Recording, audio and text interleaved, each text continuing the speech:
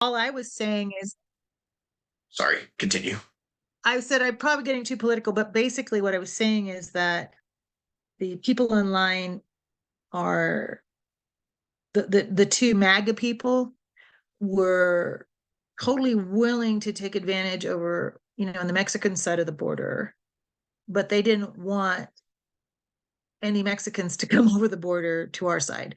So they were willing to take, but they weren't willing to share.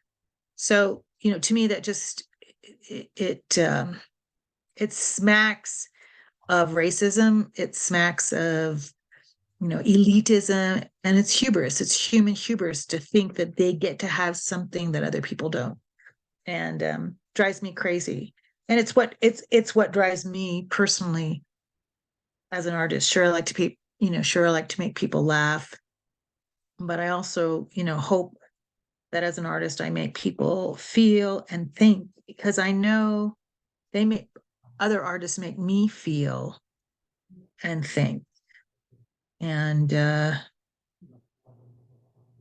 what else can we do with for each other but, give each other a human experience? So Of course, of course. So, going back into VO for just a quick little, for just a sure. little bit, I am actually in the process. You talk about, yeah, share your reels. I'm actually in the process of making a new demo for like animation and commercial and stuff. So, and Good. website, you know. So, just gotta keep, you just gotta update your stuff and, just because I know that I've heard that updating your reels takes about 2 or 3 years because the industry is always changing and is always like there's a lot going on. I mean, especially with this thing that we're going through for like, well, 3 years now. So, yeah, especially, Mhm. you know, during these times. So, yeah, just got to keep up to date with stuff. That's my Especially, and the fact that you're in, do you do any acting or do you just do voiceover? I mean, I've done voiceovers, I've done improv, and I've done a few stage stuff, like in elementary. Um, I guess that's my background. But you plan to, I mean, is your long-term goal to do voiceover work? Voiceover, but also expand like what you're doing. Like, I'm also a writer as well. Like, I've done screen, like, I've done like online stuff. Like, I'm writing like a video essay right now. I'm also doing like an original animation project, a Mhm. couple actually. So that's Good. animation scripts. So that's what I'm doing right now. Um, and for long-term goals, doing VO and also working as a writer. Good. What In kind of things do you want? Do you want to do animation writing or do live action or both? I guess both. Good. I always loved animation. Um, hmm that's pretty much what I was. It's kind of like the one place in my heart that I've always had a love for since I was like 4 or 5. hmm So that's just definitely an area that I would love to work in. hmm That would I'm working my way towards actually. hmm hmm hmm So, That's I'm sorry. yeah, that's wonderful. Well, keep going, Yeah. please. Oh no, I was just gonna say like, so I know that you wanted to be an actress since you were a kid, but like, did you ever? And I know this is kind of something that I would ask from time to time, but did you ever plan? Like, did you think that you would actually go into this field? Like, I know you've done acting, you've done shows, you've done theater and stuff, but for screenwriting, has that always been something that you've um I know Hell there's something that no. you kind of did as, you know, yeah, No, but did you no. think that you would do this professionally, so to Oh speak? God, no, absolutely not. I was going to be a die-hard actress. I was so excited about being an actress and breaking in that I even did stunt work and hurt myself a lot. I did stunt work thinking that that would help me get into action stuff because I love martial arts, and I love action stuff. So I wanted to be an action female. If I couldn't play the action female hero because they didn't have any back then, now they do. I wanted to be the stunt double. So I'd stunt doubled for a few performers, actors. Demi Moore is probably the main one. But I got hurt bad. And I went, okay, this is dumb. I'm not going to do this anymore. And I was actually, my husband was married and then divorced to a big Hollywood star. And as she aged, she was older than him, a lot older than me. And as she aged, she got into writing animation. And she was getting so many jobs that now this is a secret that I'm sharing with you. She got so many jobs, and she said, and we were friends. I don't believe in hating your husband's ex-wife, or we were just friends. I figured if he loved her once, there's something good about her. So, and plus, she had been my idol when I was growing up. I watched her in many Disney TV shows and her some big movies, and she was my idol. So she asked me to ghostwrite for her because she had so many jobs. So I did. And I didn't know anything about animation, but writing for animation, but I just took a stab at it. And I was playing on a softball team, entertainment softball team, and I overheard one of the women on the team say, I just started working for an agent, and he's looking for to represent animation writers. And I just said, I'm one. And she says, great. I'll have you come in and give him your latest script. Well, my latest script was ghost written. I had no right to put my name on it, but I did write it. So again, being really stupid and desperate for work, I took her name off the script and put mine on, after thinking, well, after all, I wrote it anyways. And I gave it to the agent, and he loved it. And a few months later, I was working at Disney, and I was just in shock. I really didn't know what I was doing. I took a crash course in animation. So no, I had no idea that I would ever be a writer. It just looked like a way to make a living while I was trying to be an actress. In fact, when I was at Disney, I used to sneak out of the office to go to auditions for television shows and stuff. And one day they caught me, and I thought, oh, I'm going to get fired. Oh my God. And they said, well, since you're an actress and you want to do this so much, why don't you become the new voice director on Rescue Rangers, since you know so much about acting? And so instead of firing me, they rewarded me by letting me be the voice director. So that was, I mean, all of this just sort of, it was like a train, like dominoes falling. I never, ever expected to be a writer. But when I look back, when I was younger, who did I date? I dated writers constantly, screenwriters, television writers, book writers, poetry writers. I always dated writers. And I realized that I didn't want to date writers anymore. I wanted to be a writer. And now I only act to make money. I do my improv shows, my musical murder mystery improv shows, to keep the lights on while I'm working on my bigger projects. I use my acting only. The thing that I loved more than anything is now so secondary in my life, because through that accident, I discovered what I really loved and what I really wanted to be. Pretty crazy. I actually did Pretty some awesome. voiceovers too. I did some voiceovers too. Um, and it was really fun. I'm very good at accents and things like that, but I'm better at directing. I think even the voiceover actors, if you can get on an animated show, boy, you can make some very good money. I remember when I started working with Jim Cummings, he had been a rock and roll singer, and he was recruited from the rock and roll stage because somebody liked his voice. It was a lot like yours, very, very, a lot of timbre to it. And so I remember him driving up to the studio in a little old Toyota Corolla, was backfiring gas. And then 5 years later, I saw him being dropped off at his jobs by a limousine. That's how successful he was. Jim Cummings, Tress MacNeille, Corey, I can't think of the last name. Anyways, these guys Corey just Burton. did Yeah. Corey Burton, yeah. Terrific, terrific, terrific people. And yeah, yeah. I mean, you know, with residuals and stuff. And then of course they were all involved in the Disney afternoon. And I I'm love still getting Disney. residuals.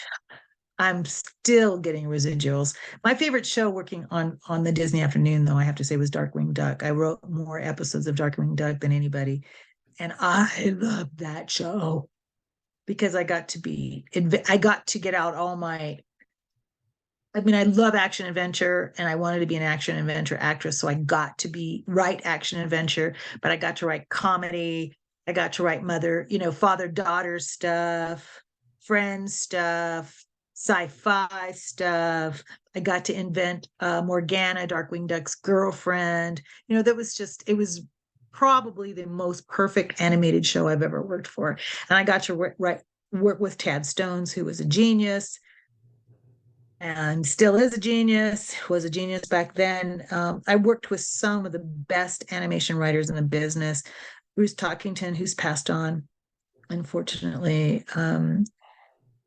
Uh, he, boy, well, if it wasn't for Bruce Talkington those first 2 weeks, I think I would have died because I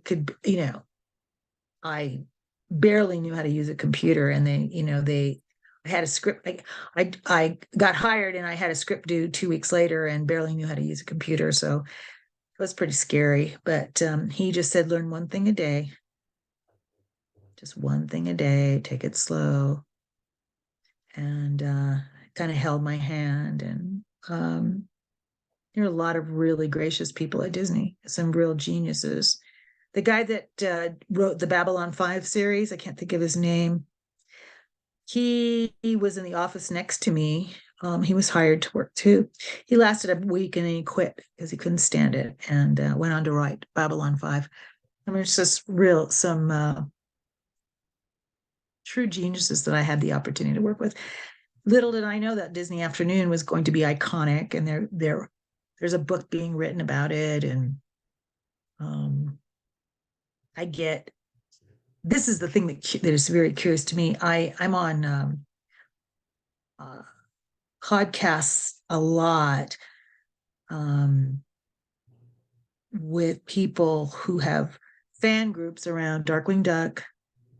And the other one is my Universal fan group is for the Land Before Time movies I did. But more than that, I did a Balto 2 Wolf Quest. And I have enduring fans for the last, over 30 years. And they're constantly bringing me on their shows and asking me, why did I write this and why did I write that? And I have to tell you, it's been so many years I don't remember. Somebody said, when you were writing Darkwing Duck, why did you have Mr. Banana Brain do this? Banana Brain? Who's that? I said, before you have me on your show, tell me what shows you're going to talk about because I need to go back and watch those episodes. Sometimes I watch a whole episode and it'll say written by Dev Ross, and I don't even remember it. I barely, you know. So, and I'm wondering, I often am so mystified by the fandom, like why there's still so many old. I mean, now they have new Darkwing Duck, but why there's so many old fans of Darkwing Duck or uh, the fans, especially of Balto too. I mean, they're just enduring. They just sent me a whole movie that they made. They took stills from my movie, recut them, and then made their own movie. And I say, why don't you do something new, creative, do something new? You're so creative. And yet, no, no, no, we want to do this. And I don't understand it. I don't understand fandom. Do you?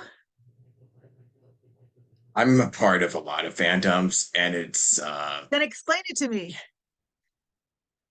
we're just really passionate about shows that we grew up with. Like behind me, there's like Sonic the Hedgehog and a bunch of other stuff that I have right behind me. So it's like, you know, this might be this is my 2 cents, but I feel like people have an easier time of writing pre-established characters than creating original ones. Like, I don't know, it's just kind Ah, of yeah, my take yeah. on it, but yeah, I just kind of this is something that I seem to notice. Like, there's fan fiction writer, like we write fan fiction, not that it's bad, I'm not shaming anyone, but there's a lot of fanfics, there's fan projects, video games, there's a new like DuckTales show that just recently wrapped up, and I know there's a new Darkwing Duck project coming out. Not I'm kind of out of the loop with that one, but I don't know what's going on with it, but we'll see. But yeah, so there's new stuff that is like, I mean, the new Animaniacs that just wrapped up. I mean, there's just a lot of shows that are being brought back and video games. So really, the possibilities are just kind of endless from what I'm seeing Mm-hmm. here. Yeah. Hmm. So it's really great that you brought up like, the Disney afternoon stuff and which we'll get to in a little bit, but um let me see. I know there was one other question that I had earlier. Actually, did you grow up watching animation or cartoons out of curiosity? Like Disney, I anything? I Like I television? What watched did you grow up? Yeah. I did watch cartoons, but not,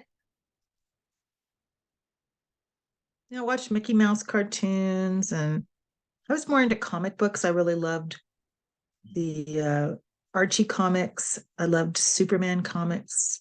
I loved I loved Mighty Mouse. That was cartoon. I watched Mighty Mouse Oh, Mighty all the Mouse. time. Yeah. Yeah, loved it. And I think it's because of the whole superhero thing, and I loved the action of it. And but not really, not that much. I wasn't um I think I grew out of it pretty fast, and then I wanted to watch sitcoms, you know.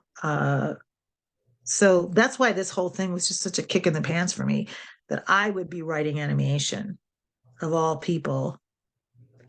Was my a serious playwright who had won playwriting awards, was just, it was antithetical. It didn't make any sense.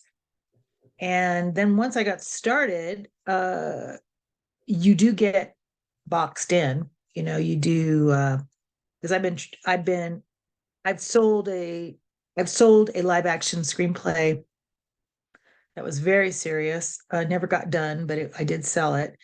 And it was a true story about a young man who was placed in a concentration camp, and he was really young, really creative, and he saved his whole all his bunkmates from dying by inventing toys for the Nazis. It was a true story how he invented toys. And I just thought that was, it just captured my imagination. So I wrote that screenplay, I sold it. And I've written a number of others. I'm going to be going to New York in 2 months because I'm a finalist in a screenplay contest, live action. And, I'm still really trying to break into live action, but it's very hard. People go and they look at my resume and they go, oh, well, she writes animation. But, uh, it wasn't something like I started out to do. I was very lucky to fall into it when that on that softball team when somebody said, "Hey, you know, can you write animation? My agent's looking for somebody." So, um, I was very, very lucky. But had I fallen into, "Hey, they're looking for somebody to write for a live action show," that would have been a better fit for me. So, trying to break into it now is it's really, really hard, and I won't stop until I do it or I die. But that's where I really, really want to be. And um, my agent knows it. She knows that I will turn down animated jobs. I mean, if we start starving, I'll pick them up. Nothing wrong with it, and no judgment on anybody who writes animation. But for those of us who have written animation for a really long time, and I know numbers of people who have, it's and if for any of your listeners who are thinking about writing for animated shows, uh, have a plan. I didn't have a plan because I didn't really love it. Uh, I loved working at Disney. I loved working at Universal. That was for sure. But I didn't love the art form itself. And that's too bad because there are people who love it and should be writing on it. But you have to be very careful because if you're just a writer and you just write for shows, your career will go nowhere. If you plan to write episodic animation, or you have to get a film made, an animated film made, or go into producing and directing, or you develop shows. Developing a show is the best way to further your career in animation. Even directors come and go, producers come and go, but if you create the show, I worked on Amazon on the Tumbleleaf show with the people that created it.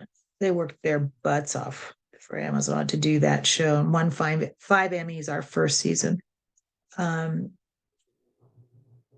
I mean, they really sacrificed to get that show up off the ground, and it benefited them. It really went from a small studio to a giant studio. I mean, it was really, really exciting to watch. So that's just a warning to people out there in your audience who want to write animation: is have a plan. Don't just plan on writing episodics. Yeah, you'll make a little residual money, but it's not very much. And you have to continue to develop your career. Develop your own show, um, or work in development at a studio.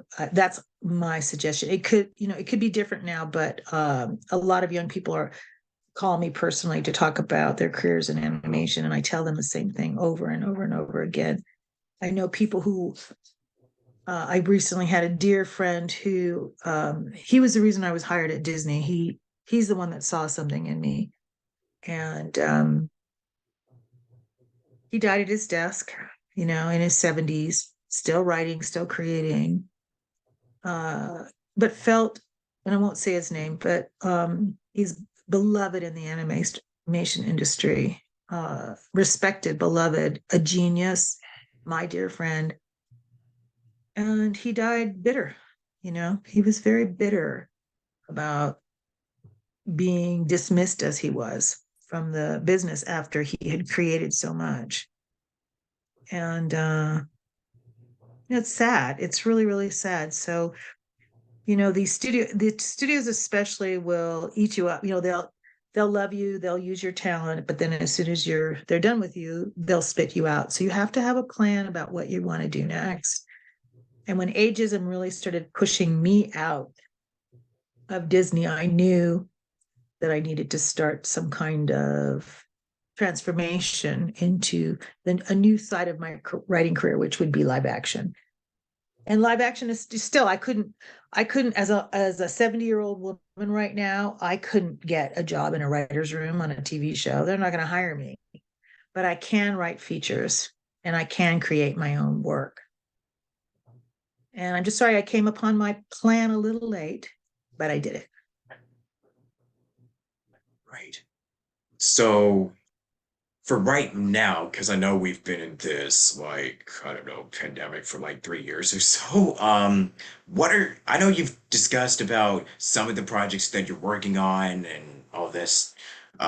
So I know that you're still very active and you're still, you know, very busy during these tumultuous times. So yeah, would you like to share more about any upcoming Oh, projects or any work that you're going to absolutely. be doing? Yeah. Yeah, because Yes. now's the time. Yeah, Yes. I'm right. If anybody has extra money around, I'm raising $1 million to shoot my film called Weird Detention. And it's a YA film, it's a youth film. It's also a musical. So I'm looking for three diva singers. Uh, and if anybody remembers, you're awfully young out there, but the Breakfast Club, it is a I watched it. Yeah. musical.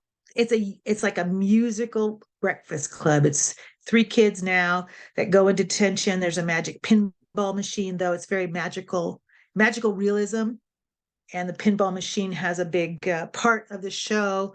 And I'm raising just $1 million to shoot it. Three leads at 14, maybe 13, 14, 15, 15, 16, 17, three young teenage leads. It's something I wrote. My business partner wrote the music. It's fantastic. And we've raised some money. We're still far away from $1 million, but we started to raise our first money. We have a 501(c) fiscal receiver. So if anybody wants to pitch in some money or put their hat in the ring for acting on that show, they have to sing though. Young person, teenager has to be able to really have some singing chops.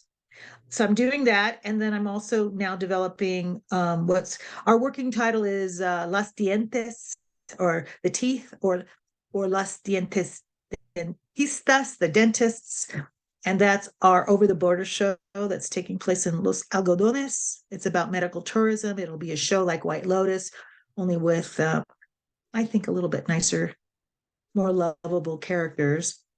I'm working on that, and then I'm pitching Cain and Abel, my movie. It's a sci-fi thriller, and it's about white supremacy. And basically, the log line is a old white supremacist is usurped by a young upstart to regain his hold on the white supremacy movement. He decides to murder a rising black leader, but because of shifting realities, sometimes he's himself the white supremacist, and sometimes he's the black leader he plans to murder. So that's my Cain and Abel. And then my contest, the one that I'm going to New York for the contest, is called Viva la Windsong. It's a crossover, a love story, Hispanic and American. It's got a lot of Spanish in it, and it's a musical love story about a rock and roll singer, a woman who gets really burnt out on the rock and roll scene. So she starts hanging out in a migrant workers trailer park, and she joins a mariachi band, and she becomes a ranchero singer, and she travels the country singing ranchero music with a mariachi band and becomes a big star. So that's my romantic musical film. I also wrote I wrote an animated Christmas movie called The Magnificent Four, and it's about past their prime, past their time heroes that rally once again to save Christmas with the help of a little elfin girl who has crazy ears that make her fly. And it's very cute. It's my newest I haven't written animation for a while, but I wrote that movie, and it's called The Magnificent Four. Santa's the Magnificent Four. So I'm trying to sell that right now. Gosh, what else? All Minds Matter is my movie that I that has gone back into circulation for me once the producers got done suing each other. That's about the young man who invented toys for the Nazis to save his bunkmates, his prisoner in the concentration camps. So I've got a lot of stuff that I'm working on. But my hot topic is Los Algodones, my White Lotus with a nicer characters, more likable characters. And then my other big one is Weird Detention, the musical Breakfast Club type show. And then the other one is Cain and Abel. Those are my big shows that I'm working on. Oh, nice. We'll definitely see more. Can't wait to, you know, see more of it whenever it eventually comes out. Yeah, we'll be Well, seeing let's more of just these hope it very soon. does. Yeah. I think I will raise money for Weird Detention. I've gotten a lot of Fingers interest. crossed. Yeah, yeah. And that's really dealing with all of the alienation and, like you said, the double-edged sword of social media and school shootings. It's pretty intense, but it's also uh funny, musical. That's it. I think I'm wore out. What about you? Must be sick of me by now. Oh no, like I bet people really love listening to, I mean, people, writers that have, I mean, especially if you've worked on the Disney afternoon. I mean, like Darkwing Duck. I mean, I've just been on a Disney afternoon, like rewatch binge, like Uh-huh. watching, Chip and Dale, DuckTales, Tailspin, Darkwing, and all those other shows. I mean, it's pretty much like it was a time like in animation, like particularly in the 90s, where like it was really starting to get, I mean, like for Disney, like, because they were in the middle of the Disney Renaissance and their television Yeah, shows were also starting to pick up steam. I mean, it was really like it was such a good time for animation, which is why it I just was. look back on it and I just get so excited and just so giddy just talking about all of these shows again that we grew up Yeah, watching. So yeah. thank you. Thank you for being a part of our childhoods, essentially. Well, thank you for letting me be part of your childhood. I've loved kids. I have four kids and I've had about four foster kids. One just died of an overdose and Oh, my fentanyl. So condolences. kids, if you're out there, stay away from those damn drugs. I mean, that was the worst thing that's ever happened to me, losing a child. She was my foster daughter, but losing a child was really hard. Yeah, my So, condolences. yeah, it was horrible. But I love, love kids and young people. And I just want to, you guys have a wide world open to you, especially you, sir, with your beautiful voice and then your ability to write. I expect to see great things. Yeah, I just cannot wait to share more about what I'm working on in due time, hopefully later this year. So, come on now. Yeah, So, yeah, good, good. yeah, we should probably do a part two of this, like just discuss about Darkwing and, Balto and joining SAG and stuff. So, that's going to be Uh-huh. very interesting. Like, those are going to be for a part two eventually. Okay. Yeah. I guess for now, any last bit of advice, like anything that you want to close us out on before we conclude for today? Oh, last bit of advice. Are we talking about anybody who wants to be a writer, an actor? Just pretty much Oh, anything. okay. Yeah. I will tell you. I will tell you. Read, read, read novels, read magazines, read newspapers. Don't just read, you know, social media. Read, expand your horizons, come in with fresh and new points of view because that's what is selling. Fresh, new perspectives and travel. And if you can't travel, then do read, educate yourself because it's just, especially if you want to be a creator, you've got, you know, you've got to keep your mind open and educate yourself. Not. So let's see, where can people find you? Like your social media, email, or just anything that you want to share or promote? Like social media plugs? Well, I have a website called the Two Lucy's, TWOLUSYS, no apostrophe, the Two Lucy's. And you can reach me through the Two Lucy's website. Um, I also will be having a you can look me through my weird detention website. It's not up yet, but it will be. It's weird detention and think school detention and think weird. And so that'll be up soon. You can reach me through that right now, the Two Lucy's, or you can just email directly and uh, uh, uh, Devo Ross, DEVOROSS at gmail.com. If you have, you just have a question that you want me to help, answer if I can. Yeah, that sounds pretty dope. Dope. I guess that's the new word Yeah. um that we're using now. So yeah. Yeah. Dope and y'all. Y'all. That's So big now. yeah. Yeah. Oh man. We're living in some pretty interesting times. But yeah, I guess that'll do it. I'll also ask about like, your time in doing youth theater and all that stuff for the next time. But for Oh, now, yeah. any last words that you want to give to the audience before we officially? Yeah, but Yes. this was a Climate lot of fun. changes. Yeah, climate change is real. Watch your carbon imprint, ride your bike, walk, don't use straws, recycle. Oh God, I'm so, save your world. I've done my bit. I'm old. I'm going to die soon. I mean, probably in 20 or 30 years, but do your part, save your world. So much is happening, but don't lose sight of our beautiful planet that gives so much to us. Please, you know, when you go out to eat, bring your own containers. Don't use the styrofoam. I know it sounds, oh, Deb, she's a tree hugger. Yes, I'm a tree hugger, and I want to help save this planet for you guys because I love you and I love this planet.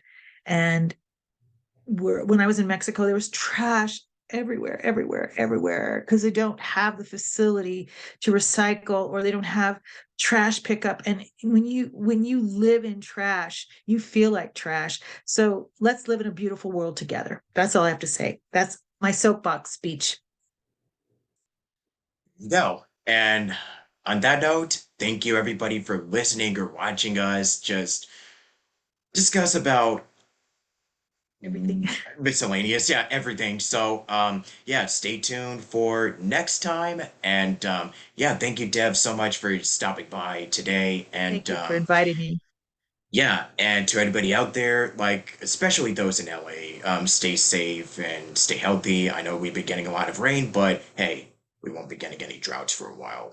You know, knock on wood. But until then, this is Robert Jackson signing out of here. And until then, st s- just keep on creating. That's all I can say. That's my closing tagline.